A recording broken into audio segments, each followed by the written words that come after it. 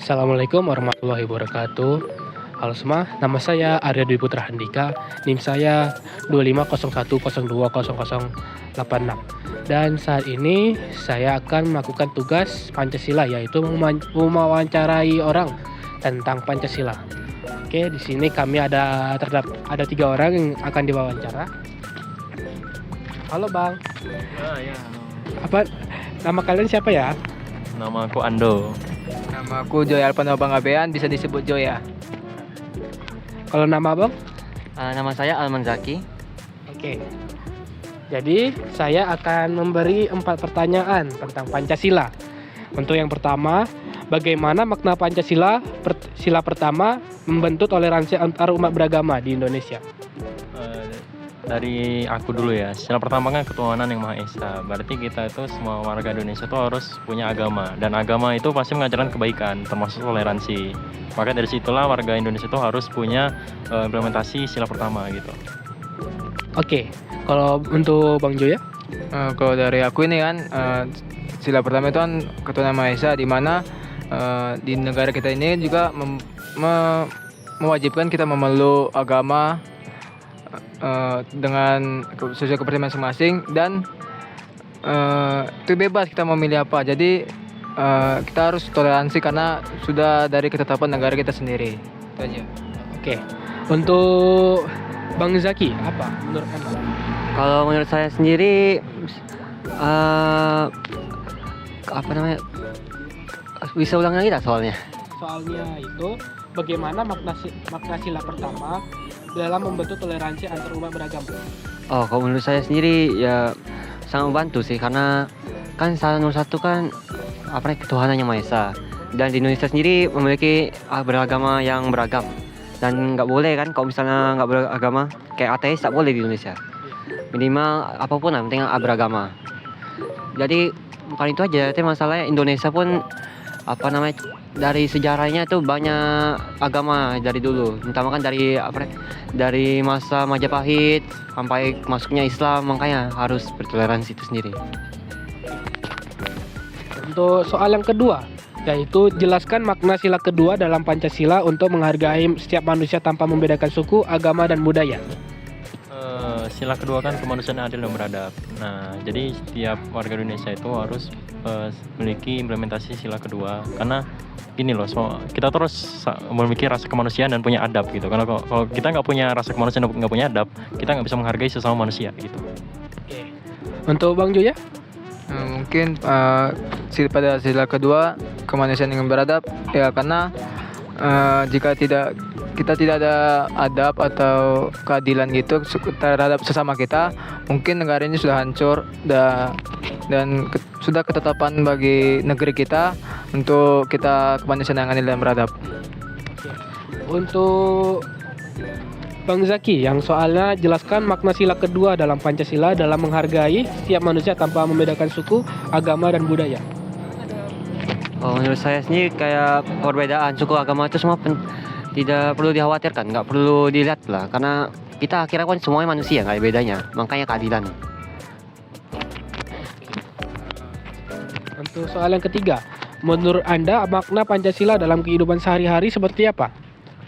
Pancasila itu istilahnya macam kiblat orang Indonesia lah. Jadi itu adalah tujuan dari intinya capaian warga Indonesia gitu. Dari mulai pertama kita harus memiliki agama, kedua kita harus punya rasa kemanusiaan, dan tiga kita harus punya rasa persatuan, dan kita juga harus berdasarkan kepemimpinan atau diplomat gitu dalam pemilihan suara, dan kelima itu kita harus adil. Jadi benar-benar kayak kiblatnya orang Indonesia dalam bernegara gitu simpelnya. Oke, untuk Bang Joya? Coba ulangi dulu soal tadi. Ulangi soalnya.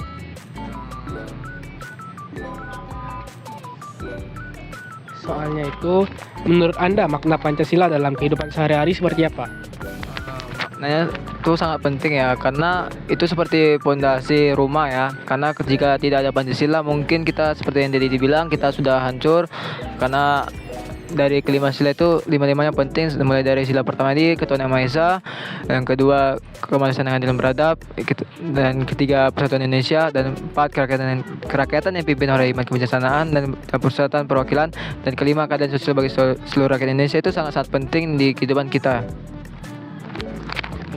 Kalau untuk Bang Zaki, Boleh ulangi lagi soalnya. makna penerapan Pancasila menurut Zaki apa itu makna penerapannya? Kalau menurut saya sendiri makna penerapan Pancasila ya menurut saya sih kayak pemikiran umum atau kayak apa nih ya yang itulah yang kayak dasar-dasar umum lah bagi saya sih. Jadi kayak misalnya kayak ketuhanan yang Maha Esa, pasti harus kita nggak kayak memikirkan ketuhanan kita sendiri kan. Kalau misalnya kedua keadilan, ya kita maunya sama baik. Ketiga persatuan, ya bersatu apa semua bermusyawarah apa. Ya, saya sendiri kayak dasar-dasar umum. Oke, untuk pertanyaan yang terakhir, bagaimana perasaan Anda jika generasi Indonesia saat ini tidak lagi memahami makna Pancasila? Wah, jelas sangat kecewa dong tentunya. Apalagi kan memang Pancasila itu merupakan aturan dasar negara yang diciptakan oleh presiden pertama gitu loh. Kalau misalnya mereka nggak nerapin ya jelas negaranya mau jadi apa gitu. Oke, baik. Untuk Bang Joya, Ya seperti kata Anda tadi, pasti sangat-sangat kecewa dan mungkin perlu dipertanyakan lagi deh itu negara Indonesia atau enggak, karena penerapan Pancasila itu sudah benar-benar sudah jadi pondasi kita dalam kehidupan sehari-hari. Mungkin itu aja. Oke. Untuk Bang Zaki, bagaimana perasaan Anda jika generasi Indonesia saat ini tidak lagi memahami makna Pancasila? Kalau perasaan saya sendiri ya kayak kecewa, tapi kayak masuk kayak biasa aja karena ya itu kan masalah kayak mungkin ya apa nih pembelajaran dari Indonesia sendiri mungkin ya, atau mungkin karena perkembangan teknologi juga ya, jadi kayak kecewa kayak biasa kalau misalnya ya itu aja sih saya sih. Terima kasih kawan-kawan atas bersedia untuk menjawab pertanyaan dari saya. Mungkin saya tutup. Assalamualaikum.